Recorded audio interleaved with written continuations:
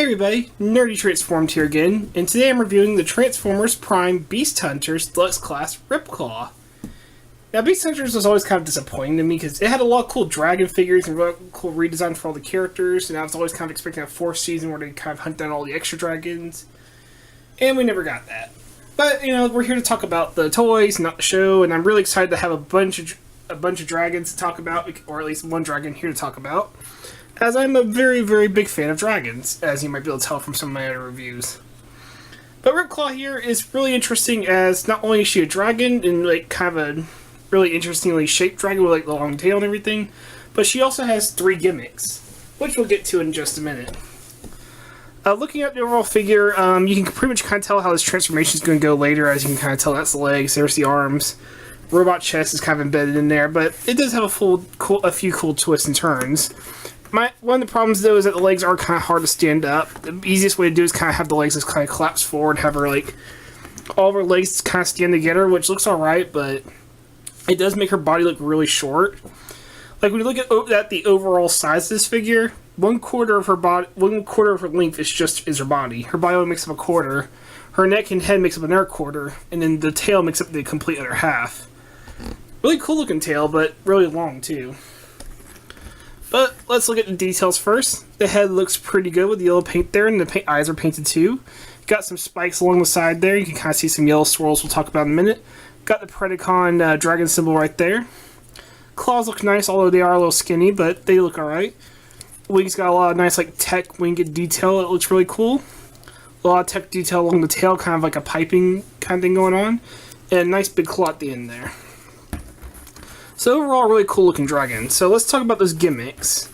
For one, there's the line, Beast Hunters has this, oh, I hit the camera. That was my bad, guys. First off, Beast Hunter Deluxe has had this weird gimmick of like a swirled plastic effect that was random from figure to figure. So like, your Beast Hunters Deluxe Bumblebee is not going to look the same as somebody else's Deluxe Bumblebee, because the swirls will be a little bit different. Same here, each Ripclaw is going to have a slightly different swirl effect that makes it unique.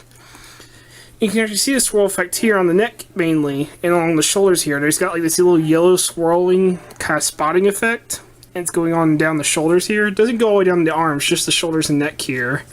You don't see it on the legs either, but you do see some of it along the tail there, some yellow spotting effect. And the wings also have it too. There's like this greenish-black kind of... It's a lot hard to see, but there is like greenish-black kind of little markings going through the wings there. And it actually is like a weird little effect. It doesn't really get in the way of anything, it's just odd. It was a weird, like, line-wide gimmick they had going on with all the Deluxes. I can't really explain it or why they did it, but it is there, and if that kind of thing bothers you, you're not going to really like the Beast Hunter figures then. Ripclaw's second effect is her tail. Her other 2 gimmicks are in his tail. Oh yeah, I was going to mention, or in her tail. I was going to mention that Ripclaw is a girl. This is a female dragon. But her other 2 gimmicks are part of her tail. At the end here, we do have this giant claw. And you can see it holds open. And what it is the little stinger in the middle, when you press down on it, closes the claw. So she has a little claw grabbing gimmick, which is pretty nice. I believe this is called like a siphon claw. And it is on the hinge to where you can bring it forward and actually have her grab like Minicons or Legends class figures or Legion figures. Or grab somebody by the arm or leg or something, so it's pretty nice. And then finally, she has one gimmick that takes up the whole tail. And you might notice the tail's kind of wobbly. That's because she actually has some rubber in her. The entire top of her head is made of rubber, and the tail is rubber surrounded by plastic pieces. And if you actually pull it out here, what you do is you unclip it from the brown part there, you can actually see the rubber piece that comes out, like so. So this whole piece is rubber, and what you do is you kind of just bring down the plastic shells from around her tail, and that loosens it all up. And that allows for kind of a wagging motion, or kind of like a sweeping motion, if you prefer. So you can say she's like sweeping out the legs from under all of her enemies. So it's kind of a neat gimmick, and it is like the only way to get her tail to kind of leg down instead of having it up over her head. But it does mean you really can't pose the tail anymore, because you're just kind of stuck with the wagging gimmick.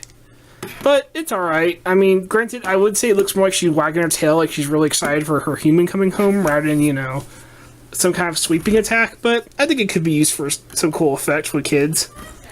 It's an interesting little gimmick, but something that's just kind of odd, especially since now it means her tail has to be so big to kind of make that rubber gimmick work, since you do need a really big piece to get the gimmick really going. So it does some way destroy her, but in other ways, it's okay with me. It does get in the way in robot mode because the tail's not posable at all. You either have it rubbered out and laying down, or you just have it kind of curled up like this. But let's talk about what articulation she does have. Her head is on a ball joint, so it does go all the way around. And it does look up and down. The mouth does move, but it can be kind of hard since the top part's rubber. But you can get the mouth open, kind of like she's roaring or about to shoot a fireball or something. So that's pretty nice. Her front legs are on ball joints.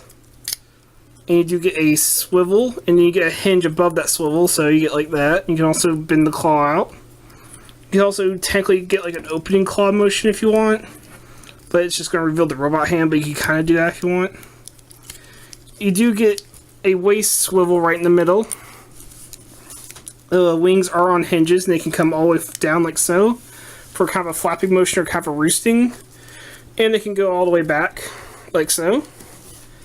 There is ball jointed hips, as these are the robot hips. And you get the swivel, you get the knee, and you get an extra hinge here to kind of do like the movie Starscream chicken leg thing. And it only does that in the dragon mode. And then you do get ball jointed feet here. So it's pretty nice articulation. You can actually get some poses out of her. You're going to have to work with her tail and how her feet kind of work, since her feet have to kind of do the chicken leg thing. But you can get some pretty decent poses out of her, especially if you get her like on a flight stand or something. Oh, there, let me actually, there we go. Not really a good pose here, but this is also me kind of just messing around. You can also get her up on her like hind legs like she's roaring. So you can do stuff like that. So yeah, pretty decent dragon mode. So let's get her to robot mode. Alright, now we have Ripclaw in her robot mode. And we pretty much have kind of the same aesthetics and colors here, just going from a dragon shape to more of a gargoyle kind of shape. But she does look pretty good. Her transformation's pretty nice. It has a few... It's kind of your typical, like, Beast Wars Cheetor, you know, move the legs into arms and hand shape and then do something with the chest to kind of change it and then reveal the head. But it's kind of what you would also expect from a dragon transformer that's going to turn into, like, a winged gargoyle robot. Most dragon transformers kind of follow that aesthetic, but it pulls off a few interesting tricks. Like the midsection of the dragon actually forming an extra set of small mini wings there, which is pretty nice. The one that's really kibble is the dragon head is just kind of sitting in the back here. And I guess you could count the dragon halves just kind of stick off as kibble, although for me they look kind of like wings. And the dragon's neck is kind of just sticking off on top of the shoulders here. But it does give her shoulders kind of a more unique look from her dragon mode, because in dragon mode you just have these very small, light shoulders, while here you kind of get this more heavily armored look. Kind of like a samurai almost. And I think it looks pretty good. Granted, it's not attached to the arm, but they don't really get in the way of the arm articulation, as you'll see in a minute. You just kind of got to maneuver them. So I'm actually kind of okay with that. Ah, I hit the camera again. I gotta stop doing that. Yeah, there I need to get a better desk. Anyway, so... I do think the overall aesthetic and look is actually pretty good here. I feel like they did enough to kind of make her feel different from her dragon mode, even if they didn't do a huge amount. Also, kind of an interesting thing for her is that all of her gimmicks still work here. I mean, you still have the swirling gimmick, of course, all throughout the plastic, but the tail gimmick does still work. You do gotta kind of do a little bit extra, get the tail out, get it going, move all the plastic pieces around, but you do still get the sweeping action here if you're interested in that. As a lot of times, especially in Armada, a gimmick that figure had only worked in one mode. So it's kind of cool they work in both modes here, and you still have the claw weapon, and you can actually have it come over her head like so. So she could have grab somebody while she's flying or something. Or you actually see there's a peg there. It actually can be removed to kind of give her a more normal looking dragon tail. And it actually has a 5mm peg holder to where you can actually put it in her hand. And you can actually either pretend it's a weapon, or you can even pretend that is her hand, considering it's a giant claw, and it still works here. You still have the open claw mode, press the button, and it closes again, snap shut. And I think it's a nice little gimmick, and I really like that you can kind of give it to her as her arm and really just give her a giant claw of doom for her hand. So if you just swivel it kind of like that, it looks like she has just a giant claw hand that's meant to grab stuff with. So I think it's actually really cool. So let's take a look at her articulation. This is where kind of the downside of the figure I feel is. The head is ball jointed, but there really isn't much movement in it, unfortunately. You can kind of get like a little bit of side to side, like she's like, huh? What'd you say?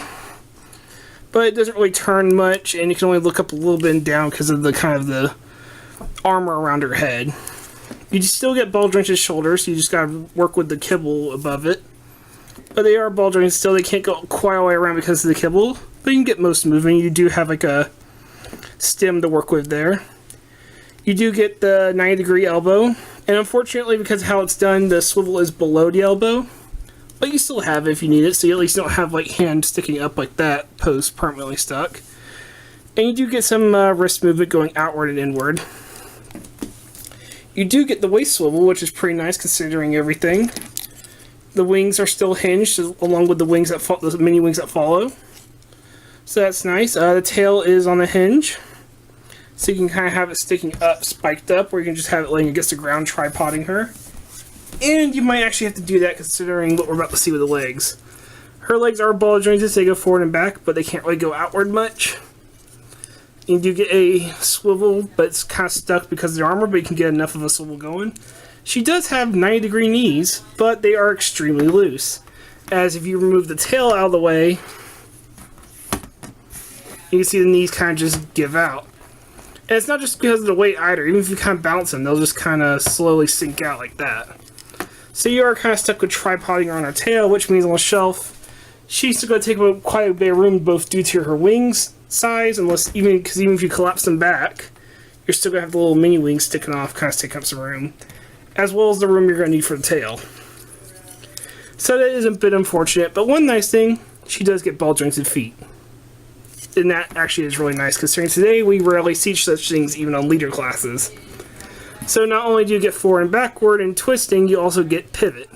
Very small amount, but you can give her a widespread pose.